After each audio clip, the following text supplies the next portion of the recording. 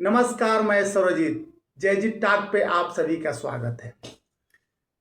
जैसा कि आप जानते हैं, जिंदगी में सभी लोग कुछ न कुछ काम करते हैं और कमाते हैं, लेकिन पूरा जीवन वो गरीब रहते हैं या अपनी इच्छाओं को दबा के रखते हैं या अपनी भावनाओं को दबा के रखते हैं।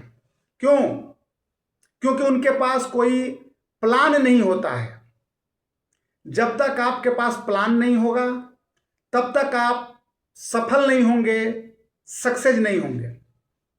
आज मैं आपको वित्तीय आजादी का 5 फार्मूला बताऊंगा। आपको अपने कमाई कितना हो रही है वो मैनेज नहीं रखती, मैंने रखती है कि आप उसका प्रबंधन कैसे कर रहे हैं, उसको कमाने के बाद कैसे कैसे सेविंग एवं इन्वेस्टमेंट कर रहे हैं, कैसे खुद काम कर रहे हैं और कितना आपका पैसा आपके लिए काम करता है। गौर कीजिए, आपके काम करने से आप अमीर नहीं हो सकते जब तक कि आपके पास आपका रखा हुआ पैसा आपके लिए काम नहीं करेगा। आप अमीर नहीं हो सकते।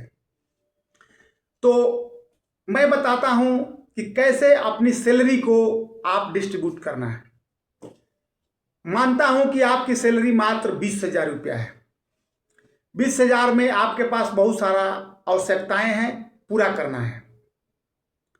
पहले जो रोटी, कपड़ा और मकान, ये आपकी इसेंशियल जरूरत है, मूलभूत आवश्यकता है, जिसके लिए ही मानव जीता है और उसी के लिए कमाता है। तो आपको इन 3 आवश्यकताओं को पहले पूर्ति करना है, लेकिन जितनी कमाई उसके अनुसार ही आपका ये खर्च होना चाहिए। रोटी, कपड़ा, मकान ये असीमित एक दायरा है। तो आपको जैसी आपकी कमाई है उसी में मैनेज करना है। अगर आप 20,000 रुपया कमाते हैं तो 10,000 रुपया आपकी रोजमर्रा की जिंदगी, रोटी, कपड़ा और मकान के लिए रख देना है। 10,000 रुपया आपका चला गया रोटी, कपड़ा, मकान, आपकी मूलभूत आवश्यकताओं के लिए। अब आपके पास बचता है 10,000 रुपया। उस 10,000 में से 2,000 रुपया आप अपने सेविंग में रखते हैं। सेविंग जो आपका अलग अकाउंट है, एक अलग डब्बा है, उसमें 2,000 रुपया आपने साइड कर दिया।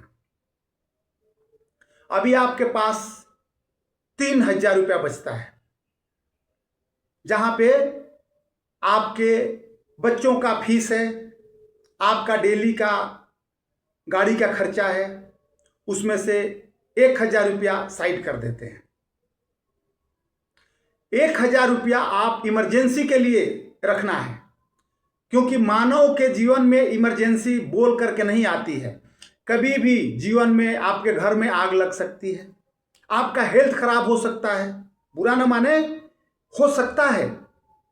ये दुर्घटनाएं बता करके नहीं आती है। तो 1,000 रुपया आपने रख लिया अपने इमरजेंसी के लिए, और अब आपके पास बचता है 1,000 रुपया। वह 1,000 रुपया आप अपने जो शौक है उसको पूरा करना है, क्योंकि जिंदगी की कोई गारंटी नहीं है कि कब कहां क्या हो जाए। तो अपने आत्मा को बहुत ज्यादा दबाना नहीं है। 1,000 रुपया आप अपनी आवश्यकताओं के पूर्ति में, मतलब कि जो हम चाह रहे हैं वो आवश्यकता नहीं है लेकिन चाहत है, तो चाहत पे भी 1,000 रुपया हम खर्च करेंगे। अब इस तरह से आपका 20,000 रुपया कंज्यूम हो जाता है। आप ऐसे अपने पैसे को मैनेज करते हैं तो आपको एक समय ऐसा आएगा कि वह जो 2,000 आपकी सेविंग जा रही थी, वो आपको एक अपना इंडिपेंडेंट समय पे गाड़ी खरीदने के लिए पैसा बना देगी। आपकी अपनी कार होगी। कुछ समय और वेट करते हैं, वह पैसा आपको अपना घर खरीदने के लिए पैसा देगा।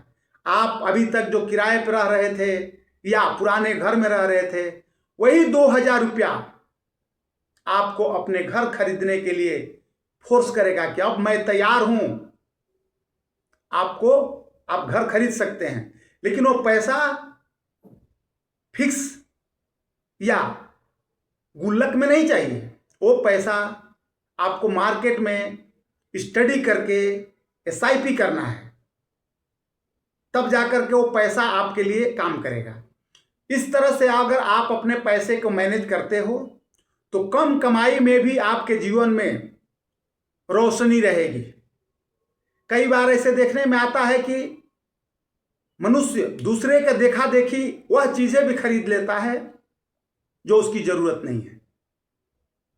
तो आप अपनी कमाई के अनुसार अपने पूरे शौक पूरा कीजिए, सेविंग कीजिए, इमरजेंसी फंड बनाइए, थोड़ा बहुत डोनेट कीजिए। दान देना भी जरूरी है, थोड़ा बहुत डोनेट कीजिए और ईश्वर का धन्यवाद कीजिए। फिर देखिए आप कैसे आगे बढ़ते हैं।